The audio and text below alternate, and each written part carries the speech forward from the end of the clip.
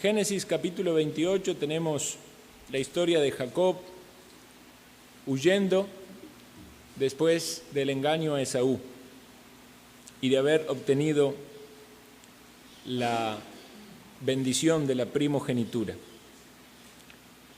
Vamos a leer versículo 10 en adelante. Génesis 28, 10. Dice así la palabra de Dios. Salió pues Jacob de Berseba y fue a Harán y llegó a un cierto lugar y durmió allí porque el sol se había puesto, y tomó de las piedras de aquel paraje y puso a su cabecera y se acostó en aquel lugar y soñó. Y he aquí una escalera que estaba apoyada en tierra y su extremo tocaba en el cielo, y he aquí ángeles de Dios que subían y descendían por ella. Y he aquí Jehová estaba en lo alto de ella, el cual dijo: Yo soy Jehová, el Dios de Abraham, tu padre, el Dios de Isaac. La tierra en la que estás acostado te la daré a ti y a tu descendencia. Será tu descendencia como el polvo de la tierra, y te extenderás al occidente, al oriente, al norte y al sur, y todas las familias de la tierra serán benditas en ti y en tu simiente. He aquí yo estoy contigo y te guardaré por donde quiera que fueres, y volveré a traerte a esta tierra, porque no te dejaré hasta que haya hecho lo que te he dicho. Y despertó Jacob de su sueño y dijo: Ciertamente Jehová está en este lugar, y yo no lo sabía. Y tuvo miedo y dijo: Cuán terrible es este lugar, no es otra cosa que casa de Dios y puerta del cielo. Y se levantó Jacob de mañana y tomó la piedra que había puesto de cabecera y la alzó por señal y derramó aceite encima de ella y llamó el nombre de aquel lugar Betel, aunque Luz era el nombre de la ciudad primero. E hizo Jacob voto diciendo: Si fuere Dios conmigo y me guardare en este viaje en que voy, y me diere pan para comer y vestido para vestir, y si volviere en paz a casa de mi padre, Jehová será mi Dios, y esta piedra que he puesto por señal será casa de Dios, y de todo lo que me dieres, el diezmo apartaré para ti. Hasta aquí nomás en la lectura de la palabra. Consideremos por un momento la vida de Jacob. Sin duda muchos de ustedes que ya han leído Génesis y han en alguna medida conocido algo de la vida de Jacob, saben que Jacob casi que en toda su vida, una de las características que podemos encontrar en Jacob fue el engaño, ¿verdad?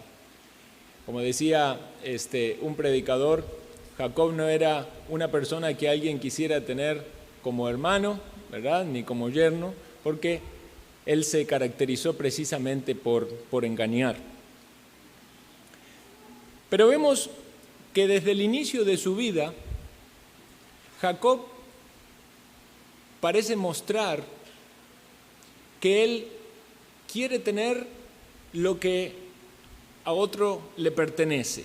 Cuando él nace, ¿verdad?, con la mano en el calcañar de su hermano, como diciendo: no salga primero, voy a salir yo primero. Y luego, obviamente, cuando ya avanza en su vida y llega el momento clave, ¿verdad?, donde, motivado también por su madre, es guiado para engañar a su padre, a Isaac, y recibir la bendición de la primogenitura. Y ustedes saben cómo fue, ¿verdad?, esa historia. El hermano Esaú era el que iba a cazar, y Isaac le dijo que vaya, que busque la caza, ¿verdad?, del animal, que lo traiga para que él lo bendijera, y él entonces hasta busca un atuendo, ¿verdad?, para parecer unas pieles para que no se dé cuenta, porque él no tenía mucho vello en sus manos como su hermano Esaú, y hace toda esa simulación guiado también y acompañado por su madre para recibir la primogenitura. Pero debemos pensar que la primogenitura tiene una connotación bastante positiva desde el punto de vista espiritual, ¿verdad? La primogenitura tenía que ver con la bendición, con la doble porción, pero también era algo que era valioso a los ojos de Dios y que en un sentido vemos que Esaú menospreció, pero su hermano valoró. Bueno, lo cierto fue que él recibió la bendición entonces de su padre Isaac a pesar del engaño, y esto sin duda despertó un gran odio de parte de su hermano, el cual estaba dispuesto a quitarle la vida.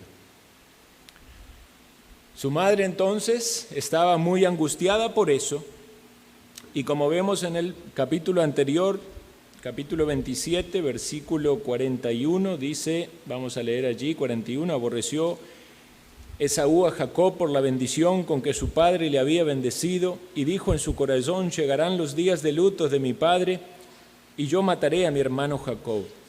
Y fueron dichas a Rebeca las palabras de Esaú, su hijo mayor, y ella envió y llamó a Jacob su hijo menor, y le dijo, he aquí, Esaú, tu hermano, se consuela acerca de ti con la idea de matarte.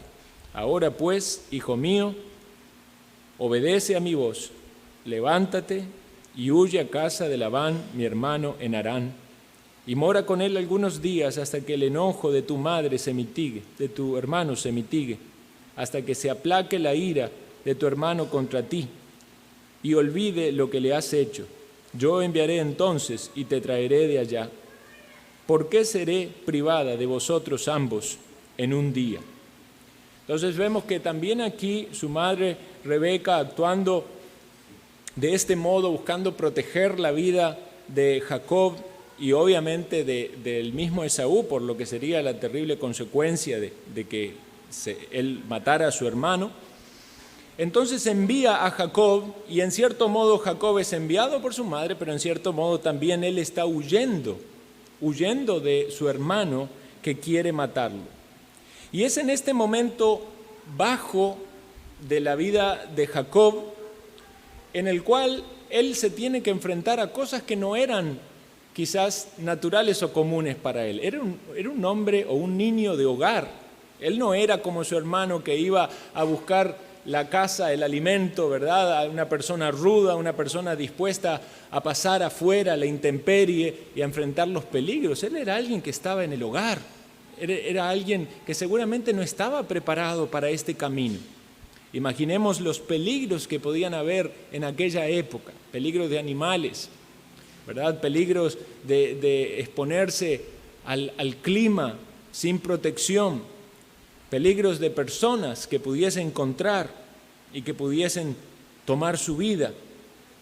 Lo cierto entonces que él va huyendo y en medio de este camino, cansado por seguramente lo largo de ese viaje, él toma un momento para descansar. Dice allí, llegó a cierto lugar y durmió allí porque el sol se había puesto. Y estaba cansado y tiene que buscar dónde dormir. Y vean lo que leemos, que toma piedras y la pone en su cabecera. Yo no sé qué tan cómodo puede ser cuando uno está cansado buscar una piedra para ponerla de almohada, pero sin duda imaginamos que el terreno no era del todo apto para un cómodo descanso, seguramente un terreno bastante sin vegetación apropiada, ¿verdad? Y lo que él encontró fue piedras. Y coloca esa piedra de almohada y en ese momento, mientras él duerme, tiene este sueño. Entonces, consideramos en primera instancia la vida de Jacob brevemente, consideramos las características de los pecados que se han visto en su vida, principalmente el engaño. Vemos entonces ahora su huida y ahora llega el momento donde en su sueño recibe una revelación de Dios. Ahora debemos hacer la aclaración que nosotros no creemos que Dios se revele de esta manera hoy. Esa no sería una buena aplicación del pasaje, ¿verdad? No debemos tomar este pasaje para decir que vamos a tener un lindo sueño o que Dios se nos puede revelar en sueño. Estamos tan solo en el Génesis y vamos viendo la revelación progresiva de Dios por medio de su palabra, y sabemos que Dios se revela por su palabra. Pero obviamente en el tiempo en el que Dios se revelaba en su palabra, utilizó otros medios, y aquí nos queda contemplado cómo lo hizo con Jacob. Cuando Dios se revela en este sueño, vemos esta descripción peculiar de este sueño. ¿Qué fue lo que vio? Dice que soñó con una escalera que estaba apoyada en la tierra y su extremo estaba en el cielo. Muy interesante esta palabra que aparece allí, escalera. Dicen los estudiosos que es única allí en el texto original. Una vez vi un video que pasan de diferentes partes del mundo, de lugares muy interesantes, y me llamó la atención un lugar muy particular que hay en China, donde hay una montaña muy alta que tiene en el centro de la parte alta de esa montaña un hueco, ¿verdad? Entonces uno lo ve como una gran puerta y evidentemente se ve la luz, la claridad del otro lado, ¿verdad? Es podemos decir, algo que Dios ha creado, ¿verdad? En la naturaleza. Ahí explican algunos la razón de la erosión, cómo fue que se hizo ese hueco en la montaña. Pero lo más asombroso de ese lugar no es solamente ese hueco que parece una gran puerta en la montaña, sino que se construyó una escalera que tiene 1000 escalones.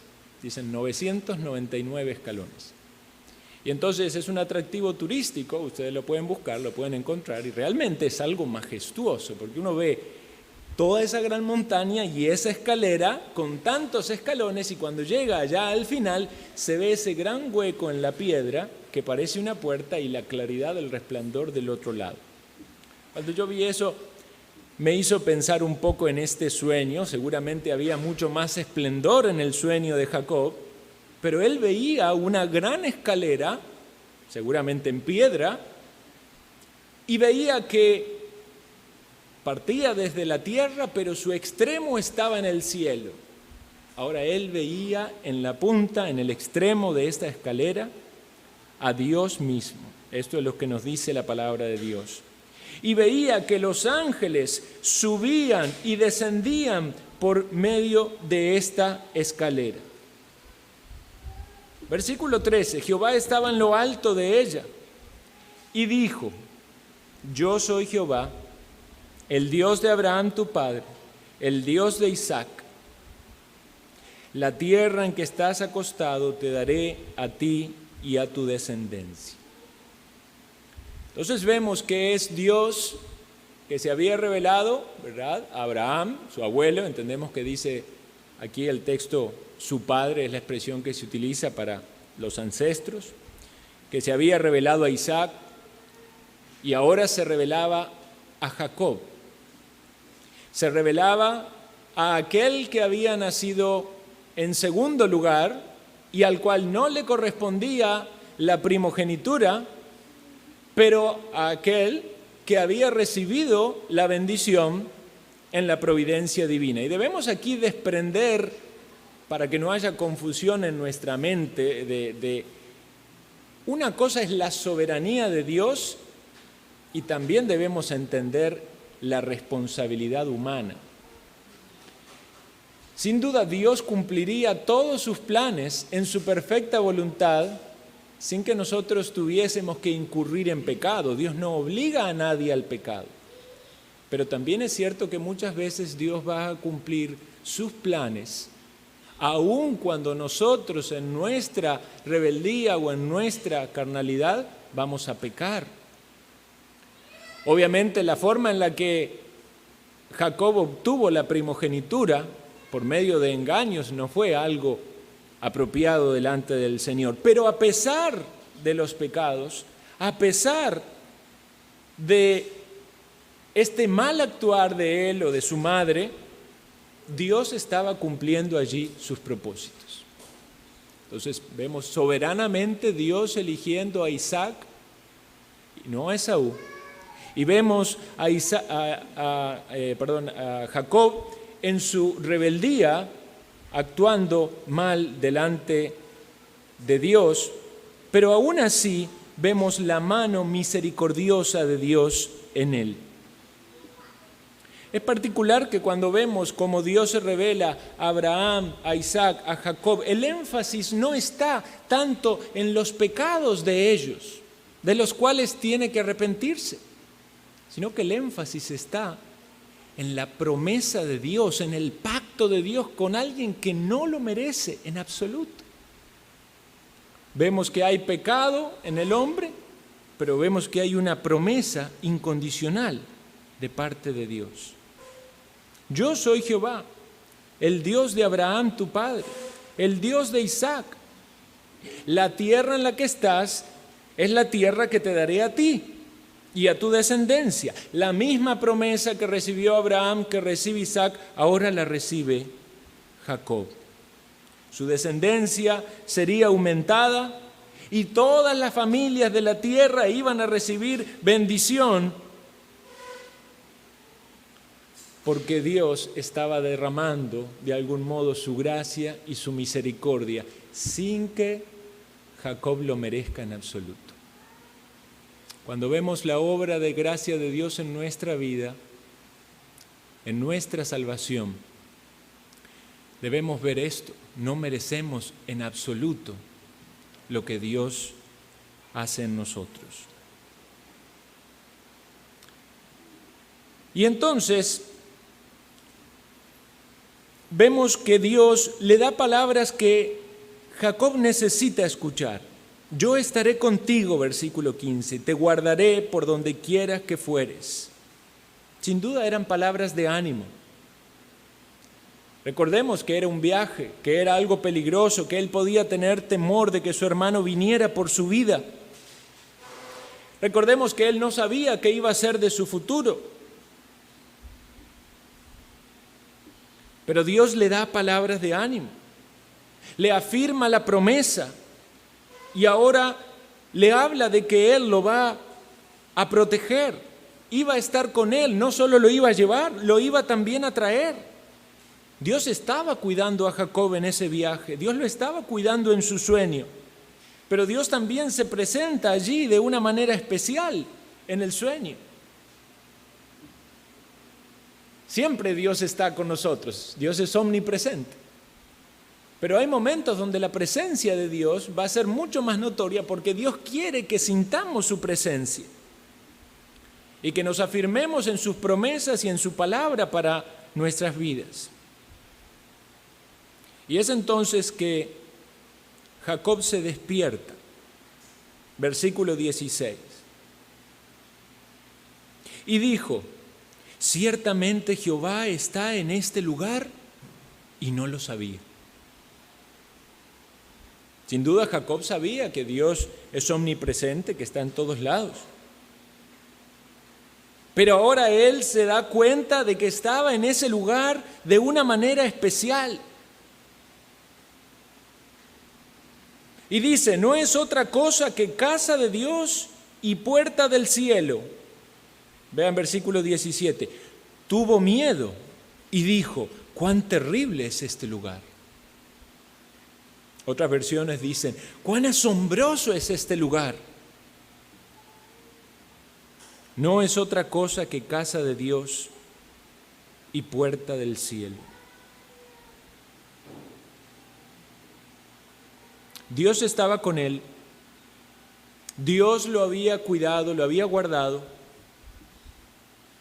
Él había cometido muchas faltas y pecados y seguía en esa línea, y lo vamos a ver aún después, vuelve con los engaños, con su suegro. Pero Dios no está reclamándole nada a él en este momento. Él no está poniendo condiciones. Él está dando sus palabras de pacto, de pura gracia y de misericordia. Una bendición incondicional de parte de Dios. Así como se lo dijo a Abraham, así se lo dice a Isaac, así se lo dice a Jacob. Sin duda, Jacob fue criado escuchando de su padre acerca de las promesas de Dios, hasta posiblemente de su abuelo. Aquello que Dios le había dicho y que le había prometido cuando tuvo que salir de su tierra, de su parentela, e ir a la tierra que Dios le había de decir, y Abraham caminando allí por fe. Sin duda escuchó de su padre cuando Abraham lo llevó al monte Moriah y casi lo sacrifica, pero le contó cómo Dios proveyó cordero para el holocausto. Sin duda él escuchó de que Dios había sido fiel, cuidándolos a ellos en medio de las adversidades, de los problemas. Escuchó acerca de la misericordia de Dios.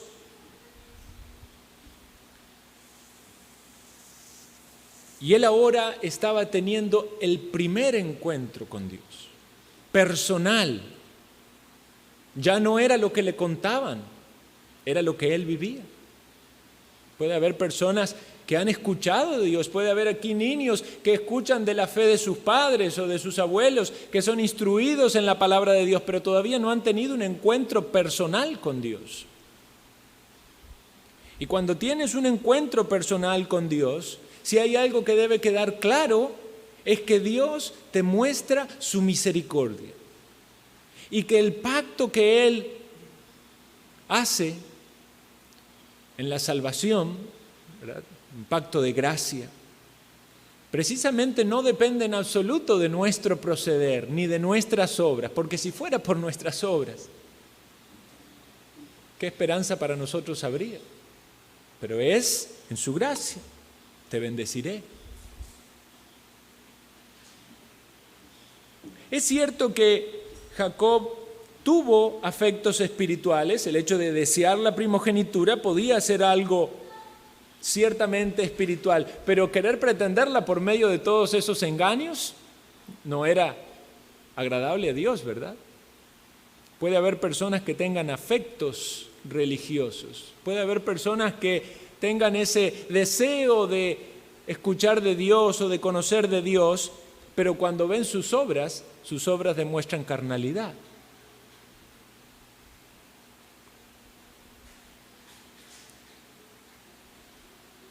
Hasta ese momento Dios no se había revelado de manera personal a él, pero ahora sí. Y es por eso que al despertar de ese sueño, su reacción de él es casi que confusa. ¿Es un lugar terrible o es un lugar maravilloso? Las dos cosas. ¿Por qué es un lugar terrible? Porque estoy viendo una escalera y estoy viendo a Dios hablándome. Y cuando uno piensa en Dios, inevitablemente tiene que pensar en cómo es Dios. Dios es santo, Dios es justo. Por más que yo intente tapar mi pecado, Dios ya lo conoce.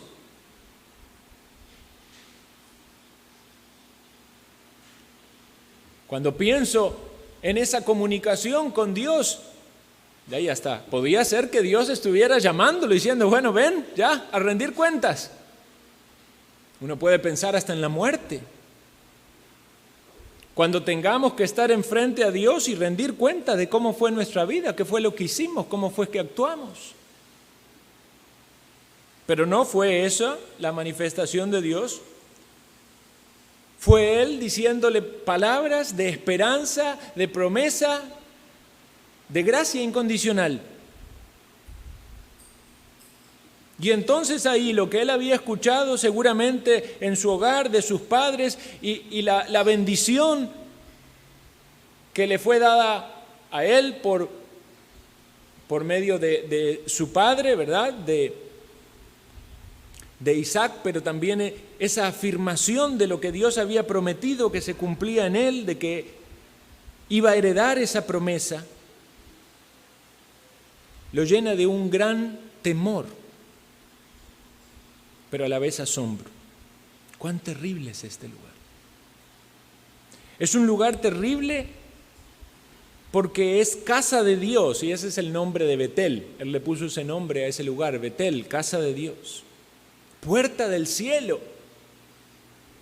Así se llama, le pusieron el nombre ahí en China, a ese lugar que yo le decía, Puerta del cielo.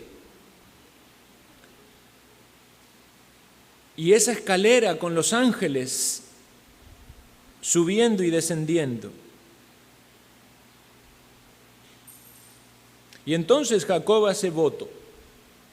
Este voto que vemos aquí, cuando lo leemos en nuestro idioma, suena como un negocio, ¿verdad? Si tú me bendices, entonces yo te voy a seguir. Pero no es así un negocio. Él está tomando un compromiso con Dios en base a la revelación que Dios le había mostrado. Y ese compromiso era que como Dios había determinado por pura gracia protegerle, llevarle, guardarle, todo eso estaba implícito en que Dios le iba a llevar, le iba a traer, había de hacer de él una gran nación. Entonces, él toma un compromiso para tomar a Dios como su Dios. Y toma una piedra, la piedra que había usado de almohada, y la levanta en señal, y menciona esta idea de casa de Dios, y también de que él le había de dar a Dios los diezmos. Esto es el compromiso de adorar a Dios con sus recursos. Vea, Jacob era una persona bastante ambiciosa y codiciosa, ¿verdad? Ya estamos viendo aquí una gran obra de Dios en su corazón, para alguien que era así como él, dispuesto a dar de lo que tenía.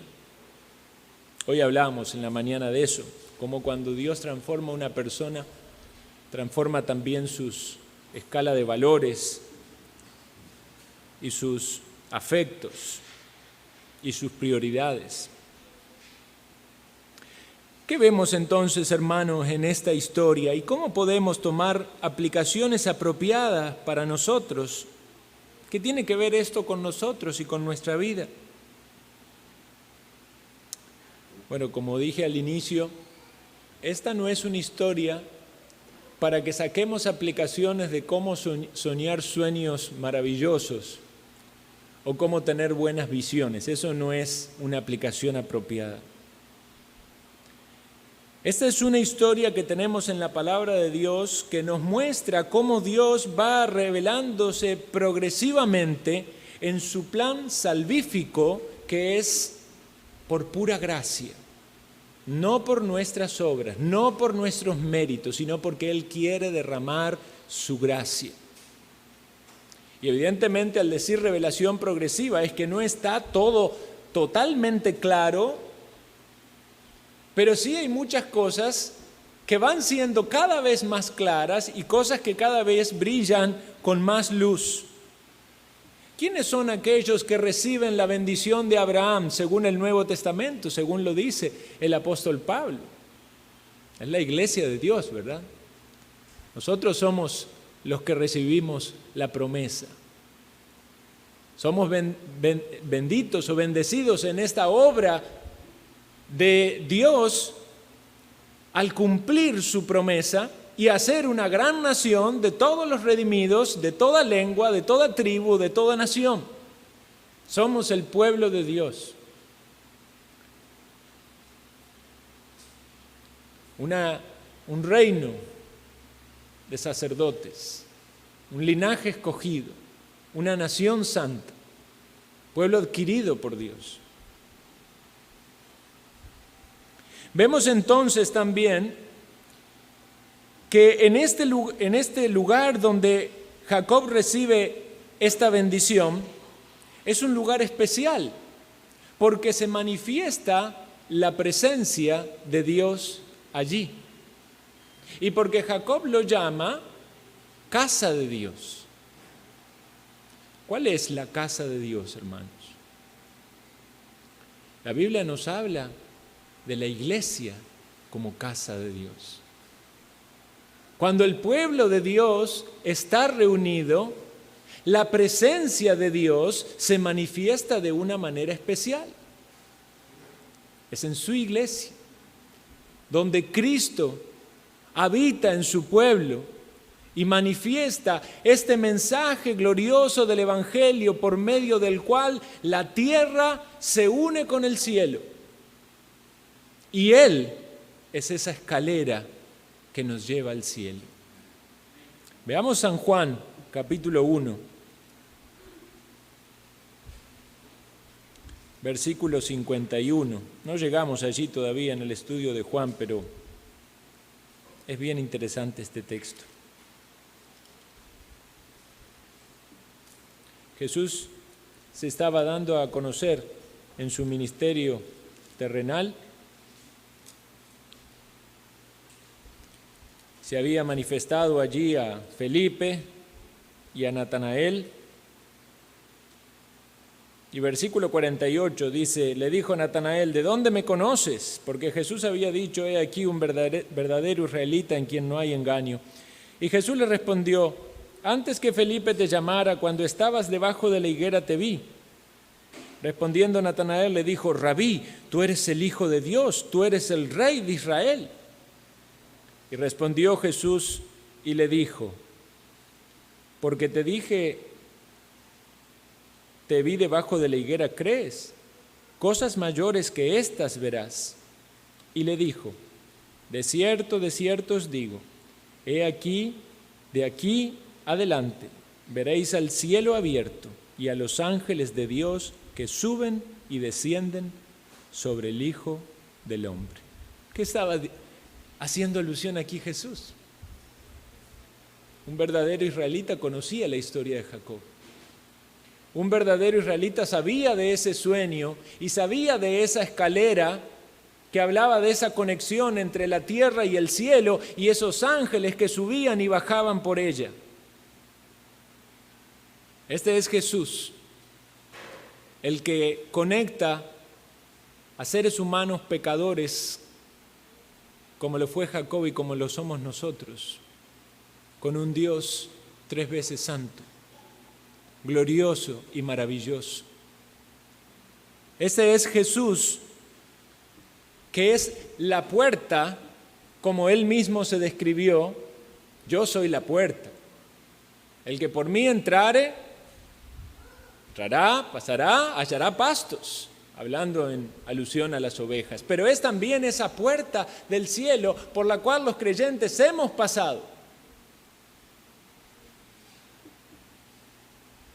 Este es Jesús, como leíamos en la mañana, la plenitud de aquel que todo lo llena en todo y es la cabeza de su iglesia.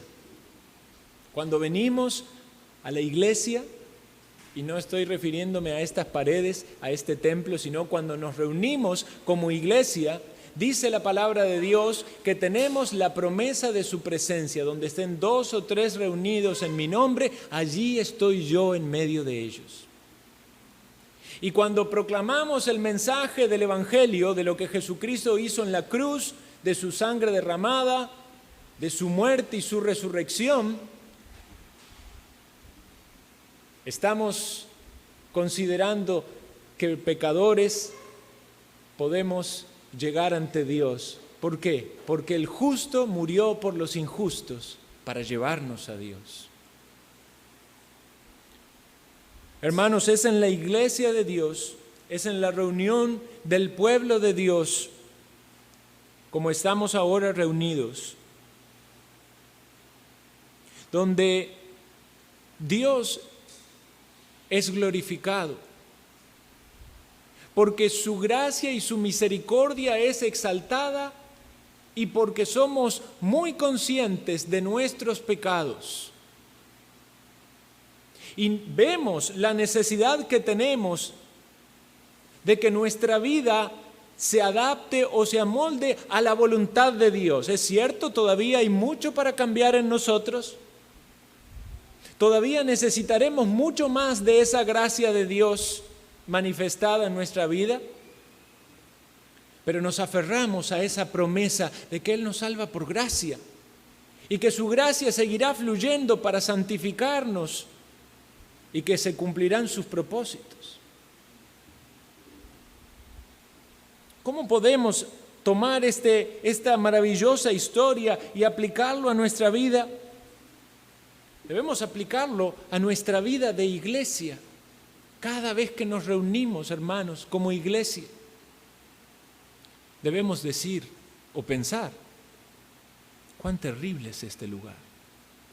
No es otra cosa que casa de Dios y puerta del cielo. ¿Por qué terrible?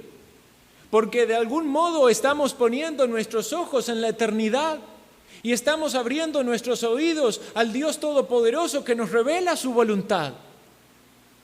De algún modo, cuando estamos expuestos a la palabra de Dios, el Espíritu Santo nos lleva a considerar nuestros caminos, nos marca nuestros pecados y vemos aquello que necesitamos hacer para que nuestra vida se amolde a lo que Dios quiere de nosotros, aun cuando muchas veces no haya ni una sola palabra de regaño, como pasó en este texto. Sin embargo, tan solo escuchar de que Dios nos ama y de que Dios va a cumplir sus promesas y de que Dios nos va a llevar y nos va a traer y no nos va a abandonar a pesar de nuestras debilidades.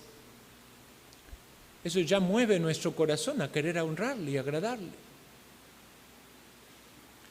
Cuando estamos reunidos aquí y se predica el Evangelio, estamos diciéndole a los hombres, las mujeres que están perdidos, muertos en sus delitos y pecados: hay una conexión con Dios y es Cristo. Los que están aquí y tienen familia cristiana, seres queridos, que tienen la fe de Abraham, la fe de Isaac, la fe de Jacob. Este es nuestro Dios, al Dios al que adoramos. Quizás hay aquí gente que no tiene una fe propia.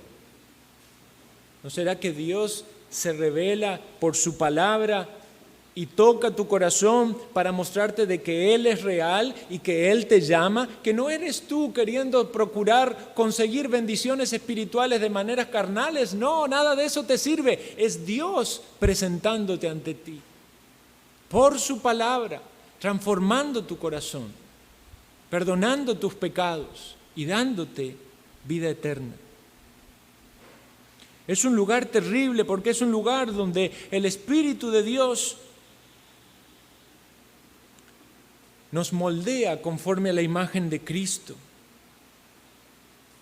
Nos revela sus promesas de que Dios es fiel, de que cumple su promesa, de que no nos abandona. Venimos a la iglesia y escuchamos su palabra o estamos, por ejemplo, en un culto de oración. ¿Cuántas cosas pasan en nuestra mente en ese momento? No sé si usted se ha puesto a pensar. A veces alguien llega quizás hasta con la mente desordenada, con pecados, ¿verdad?, de ese día, y estamos aquí y oramos, meditamos en su palabra y hay una dinámica tan grande en nuestra mente, en nuestro corazón. De repente usted empieza a pensar en las cosas que tiene que corregir en su vida. Empieza a darse cuenta de todo aquello que debería hacer y no está haciendo. Empieza a reconocer aquellos pecados en los que está. Hasta le va haciendo promesas y votos a Dios mientras está aquí. Señor, ahora cuando ya salga a mi casa voy a orar más y voy a leer más y voy a servirte más. La presencia de Dios aquí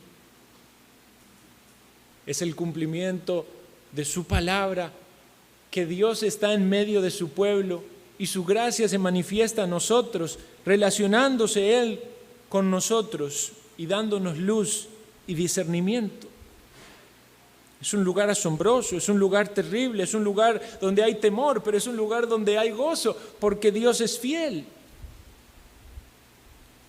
Es un lugar donde debemos tomar resoluciones en nuestra vida de adorar a Dios. no solo estando aquí, sino con nuestra vida, con todo lo que implica nuestros pensamientos, nuestras acciones, nuestras emociones. Debemos tomar nuestra piedra